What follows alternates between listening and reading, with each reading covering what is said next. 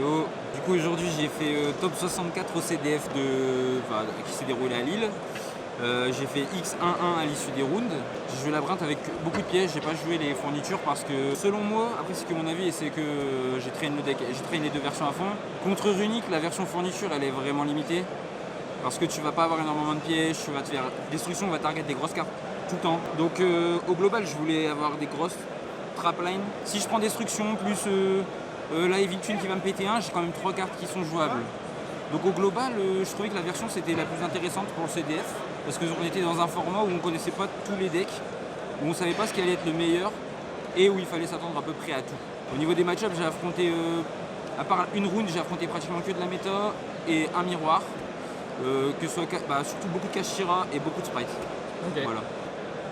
3 Lady, parce que ça va être le moteur du deck par rapport à là, je joue que 2 Ariane et une Lovely.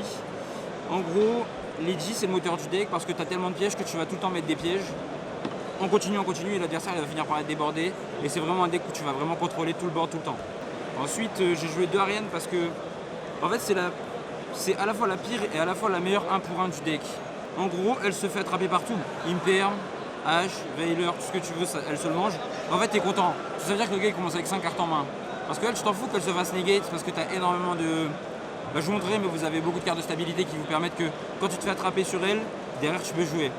Et l'erreur que la majeure partie des gens faisaient, c'est qu'ils faisaient H dessus. C'est la pire H au monde, faut jamais H sur ça. C'est comme si tu faisais H sur Alubert. Si elle apprend des fusions, t'as perdu. Ouais. Et elle, c'est la meilleure carte du deck, mais c'est la brique. Par chance, je l'ai eu qu'une seule fois, bon, c'était en top 64. Je l'ai eu qu'une seule fois dans ma main. Mais au global, c'est la meilleure carte du deck en vrai, parce qu'à chaque fois que tu pètes une carte, tu retires une carte de la main de l'adversaire. Enfin, moi, c'est comme ça que je voyais le match-up, la majeure partie des match-up. Donc voilà, c'est la brique, mais c'est la meilleure brique. Okay. Ensuite, toujours dans l'engine, 3 big welcome et 3 welcome. Donc, normalement, je devais en jouer 2, mais comme je vous ai dit, je partais du principe qu'il me fallait beaucoup d'engine et que je devais être capable de parfois avoir des doublons, mais se faire péter ses cartes, c'est pas grave parce que tu es dans la deuxième de 7. Et en fait, il y avait trop de scénarios où ça arrivait. Et du coup, j'ai décidé d'en jouer 3 et je voyais pas une meilleure carte qu'elle en fait, dans tout ce que je voulais. Au début, c'était un call by, mais finalement, je trouvais que call by c'était moins bon. Donc, ça, c'est ça. Et Big Welcome, c'est la meilleure. Franchement, dès que tu peux tuto, tu tuto Big Welcome et elle fait trop de choses. Le fait qu'elle puisse bounce, le fait que tu peux. Enfin, le fait qu'elle proc directement l'effet de Lovely, la carte elle est incroyable, elle est trop forte. Et elle me fait. Genre, à chaque fois que je la top deck, je sais que j'ai pratiquement gagné la game.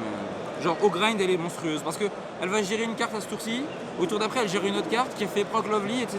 Non, c'est vraiment fort. Ensuite pour les cartes de Going Second, Impermanence et 3 Evenly.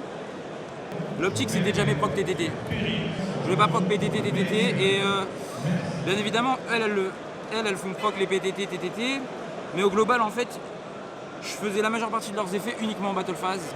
J'attendais que le gars il fasse son CA et j'arrivais à l'arrêter. Ou alors je faisais mes pièges mais je proquais jamais les effets et elles permettent en fait simplement de jouer autour de ces 2 cartes là. Petit truc marrant, j'ai gagné 2 dés dans le tournoi. Les 2 dés je les ai perdus, enfin les 2 games je les ai perdus.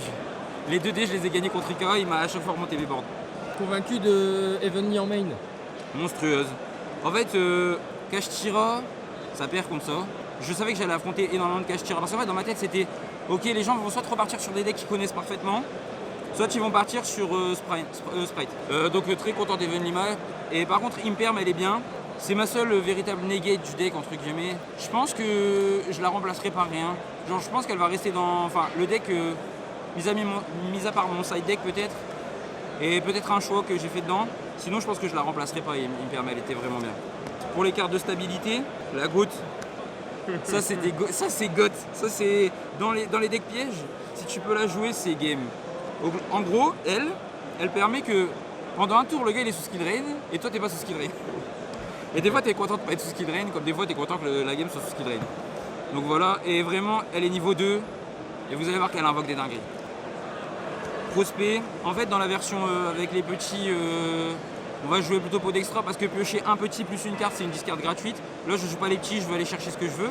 Et en gros, ça. En gros, pour moi, c'est dans le tournoi, ça s'est comporté comme 12 cartes de Going Second parce que ça plus ça va facilement chercher ça en gros. Ouais. Donc en fait, ça m'a permis vraiment de tout le temps être. Genre quand j'ai gagné énormément de cartes dans Going Second, juste parce qu'en fait, bah elles allaient me chercher Evenly ou alors j'avais déjà Imperm, ce genre de setup. Ensuite pour les cartes qui font proc, on va dire les effets, je vais pas vous faire les mathématiques du deck, mais l'idée c'est d'en avoir 8. Pas plus, pas moins. Parce que si on en avait moins, on avait trop de scénarios où Lovely elle était faible. Si on en avait plus, on avait trop de scénarios, on avait moins d'engine. Du coup il fallait avoir 8, c'était très bien, sachant que en réalité on est à 11 avec Big Welcome. 2 terrors, ça permet surtout de gérer les backrows. C'est ce qui va permettre d'out les backrows. Typiquement contre Unique c'est très bien parce que ça détruit pas. Donc ça va chercher son terrain. Et sinon ben, tu peux gérer n'importe quel monstre, ça détruit pas, c'est bien. Des gars qui te font des trucs sous IP et qui sont pas censés être destructibles, tu peux les gérer avec ça. Compulse, franchement c'est nagré de jouer Compulse en 2023, mais bon, je Compulse on va dire. Elle pareil, elle proc la majeure partie des effets et surtout en fait le fait qu'elle puisse target les cartes qui sont non destructibles, ça a une value importante dans le deck. Il y avait Ice Dragon Prison qui était une option. En fait, le problème d'Ice Dragon Prison, même si tu bannis et tout, il y a trop de setup où le gars, ben, il a rien au cimetière parce qu'il va y avoir Shifter. Il a rien au cimetière parce qu'il va y avoir Rise ou ce genre de truc. Et moi, je pensais surtout à Kashira. Ensuite, Sentence. Elle gère tout. Et avec la place qu'on note, t'as énormément de body dans l'extra deck que je vous présenterai. Et là, c'est le choix que j'ai fait qui, malheureusement, contre Rika n'a pas marché parce que j'ai pas target Rika, mais qui m'a fait gagner la majeure partie de mes duels, c'est ça. Hein. Et du coup, cette carte-là, mine de rien, elle avait énormément de value aujourd'hui, notamment contre Rise. J'ai trouvé bien parce que, genre, il y a des boards où je remontais pas Kashira. Et le fait que j'active ça et que j'ai Sentence, je pouvais faire Sentence sur Rise et c'était vivant. Ouais. Donc c'était bien. Le seul moment où j'ai trouvé une bonne utilité contre Rika, c'est quand il sacrifie sa Xyz pour invoquer une autre Xyz. À ce moment-là, je déclare Xyz. Et c'est le seul moment où j'ai fait du moins grâce à cette carte chez Rika. Ensuite, la carte cool. Ça, c'est genre trop skill drain quoi. Genre vraiment, il y a rien à expliquer. Rien à expliquer. Genre, vraiment, la carte elle est là, effet. Je réfléchis, je vais payer 1000. Voilà, fin de tour. Non, en vrai, elle fait pas fin de tour, mais elle fait free win de ouf. Contre Kashira, il est obligé de faire des plays bizarres à base de frappe avec Fenrir, déclare effet, chaîne book. Mais étant donné que je connais la combine, on va dire, je gère Fenrir avant. Et quand le mec a un board installé, le fait de dire je 7-5 et que dans mes 7-5 j'ai elle qui va negate le fait qui va vouloir negate un effet, et ben ça avait de la value de ouf. Donc franchement pour Skill Drain c'est une carte de malade qui devrait pas exister dans le jeu, mais vu qu'elle existe je la joue. Et enfin les deux one-off qui ont été ultra impactantes, je vais commencer par expliquer la première, c'était Daruma Canon. Elle est monstrueuse parce qu'elle affecte le joueur, elle détruit pas. Il y avait des match-ups où les gars font beaucoup de link. Et moi j'étais en mode c'est pas grave parce que je suis sous Skill Drain, j'active Daruma Canon, je passe tout le monde face down et je suis plutôt tranquille. Et moi je vais pouvoir rejouer derrière. Et je peux chaîne à Daruma, donc c'est pas très grave. Mais attention, parce qu'on les voit venir les petits tricheurs. Pour ceux qui veulent jouer la version fourniture, elle proc pas vos fournitures, hein. Faut pas l'activer pour. Faut pas déclarer ses fournitures au cimetière, ça marche pas. Je dis ça parce qu'il y a des gars qui ont fait ça au championnat anglais. Et la dernière c'était pour avoir un ratio de 1 de plus dans toutes mes cartes. Okay. C'était combine de pièges. L'idée c'est de se dire que je suis à 39. Que quand je fais l'effet de Lady, je vais tout le temps mettre elle parce que j'ai pas besoin d'anticiper ce qui va se passer après. Je fais Lady, je set elle, et au tour d'après j'ai accès à tout un panel de pièges dans mon deck. Exactement. D'abord les monstres que je peux invoquer. Linguribo, il m'a servi une fois, j'ai pris Ibli une fois, j'ai fait Linguribo. Je l'ai pas invoqué même si elle avait une value intéressante. Donc je l'ai pas invoqué parce qu'il n'y avait aucun moment où j'avais besoin de protéger mes cartes dans aucun match-up. Baguska. Lui il permet en fait tout simplement avec deux Ariane de se protéger pendant un certain temps, c'est assez intéressant. Chevalier Exciton Colonie du Mal, c'est un peu notre Zeus. Je l'ai jamais fait. Baguska j'ai déjà fait, je le fais souvent. Exciton je le fais jamais. Parce qu'en fait le seul moment où il est value, il clean quand même TMP, c'est chiant. Faut vraiment que tu gardes des ressources en main et t'as pas vraiment le temps. Mais je me suis dit pourquoi pas, j'ai une place. Ensuite lui, donc c'est là où la petite abeille elle intervient, c'est que c'est un niveau 10. L'abeille elle est niveau 2 light. Toutes mes autres elles sont 8 dark, du coup il a l'effet de se protéger plus de protéger mes monstres. Et il va bannir une carte sur le terrain. Au grind c'est incroyable parce que t'as Lovely qui gère un truc, lui qui gère un truc, ça regère un truc, le gars il peut pas jouer, il se coupe. Je l'ai invoqué 2 fois. Ensuite j'ai 3 autres cartes que je peux invoquer mais que j'expliquerai après. Le reste c'est des targets à sentence, 2 NTS, parce que c'est NTS. Voilà. Ça gère 2. Un Garura et la Tririade, ça fait piocher 1. Et elle va foolish lui, enfin de l'extra deck pour faire piocher 1. Et elle a 3005, c'est trop important. Ouais. Parce qu'elle gère un E-Rise qui n'a pas d'effet, vous allez le gérer, vous allez le détruire et vous allez piocher 1, ça a trop de valeur. Ok. Malong, bonne découverte. Lui il dit il bounce.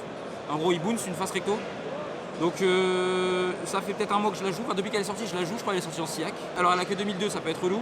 Mais en fait pareil, tous les bodies qui peuvent pas être détruits, tu les bounces, c'est tranquillement. Ensuite, Omega, je l'ai jamais envoyé. En fait, il est censé faire des. Tu sais, recycler ton cimetière. J'ai jamais envoyé. À chaque fois que je faisais un peu de prospect, il partait. Et agrégateur, lui il m'a fait trop de game. Lui il est trop fort. Quand tu l'envoies au cimetière, bah forcément Santos tu pop 1. Lui il cible une carte face recto sur le terrain, il négate ses effets. Ok. Donc en gros il va gérer toutes les MP. Toutes les MP qui ont des effets qui peuvent se trigger par la suite. Je l'ai fait contre Rika pour pas me faire sacrifier mes cartes à un moment. Malheureusement j'ai perdu au time. Et enfin, Extérieur, Guerrier et Faucon. J'ai pas invoqué Extérieur du tournoi. J'ai jamais pris un Lightning Storm qui me faisait invoquer Extérieur. Guerrier, je l'ai invoqué 2 fois, ça m'a fait win, et en plus avec Daruma Canon, tu le repasses face d'armes, donc tu peux invoquer tes monstres. Et Redrator, je l'ai invoqué une fois. Et enfin, la partie la plus intéressante, avec 2 seigneurs. Alors eux, ils sont gang de ouf. Parce qu'il y a peu de gens qui savent que vous pouvez les invoquer. Si eux, ils set une piège, ils retournent une piège, une phase d'armes. Du coup, des fois, vous pouvez juste les invoquer, sans forcément reset un truc, et ils vont proc des effets sympas que je vous montrerai après. 3 migrateurs, je pensais que c'était un bon choix post-side pour battre Dragon parce que Dragon c'est l'enfer. Faut savoir que Dragon c'est le pire match-up, bon visiblement Rika aussi. Dragon c'est le pire match-up, je voulais pas jouer des bestiales parce qu'ils étaient morts dans trop de match-up. Migrateur il a fait le taf, quand je l'ai utilisé j'ai gagné, notamment après il a bien fonctionné contre Sprite. Okay. Et contre tout ce qui était runique je trouvais que c'était vraiment bien. Okay. Donc je l'ai joué x3 et il était bien. Pour la Golem, t'as rien à expliquer quoi. Je joue de Ariana donc ça conflicte pas tellement. Quand t'as la Golem et Ariana en main, de toute façon t'es second, donc t'as 6 cartes, c'est pas grave si t'en perds une. Le terrain, très important post-side le terrain. Il permet d'avoir une destruction sur chacune de vos pièges Big Welcome, enfin Welcome et Big Welcome. Mais surtout en fait il va avoir un impact, c'est de Monster Reborn, il fait tellement de CA. Il fait tellement de CA, de faire revenir ses cartes en continu ou d'SP, c'est incroyable. Et du coup, post-side je le joue, main deck je le joue pas parce qu'il n'y a pas la place. Main deck je voulais vraiment jouer plus de pièges possible et que main deck il est trop faible. Généralement je le rentre quand je suis premier, donc voilà. Ce que t'as bien fait finalement parce que t'as perdu tous tes dés quoi. J'ai bien fait ouais. 3 jugements, bah voilà, hein, je fais pas de... Y'a rien à dire sur le jugement. Plus elle me fait gagner trop de games. Okay. Et enfin les 3 one-off sympas. Ah ouais, c'est ça qu'on veut voir. Les 2 virus. Elle va chercher les magies pièges classiques et donc elle fonctionne dans tous les match-ups qui vont être très magie dépendants ou pièges dépendants. Explique en J2 ce qui s'est passé. Je l'ai activé, le gars il avait 6 magies. J'ai gagné, voilà. C'est ce qu'il y a à dire. Elle c'est pour aller chercher Sprite et elle aussi elle va chercher l'entrap parce qu'ils ont 0. Quand tu les as, quand tu sais qu'elles sont dans ton deck ou que tu peux les avoir, le mieux c'est de pas aller chercher, quand t'as Ariane et que tu normes Ariane, le mieux c'est d'aller chercher directement ta Lady.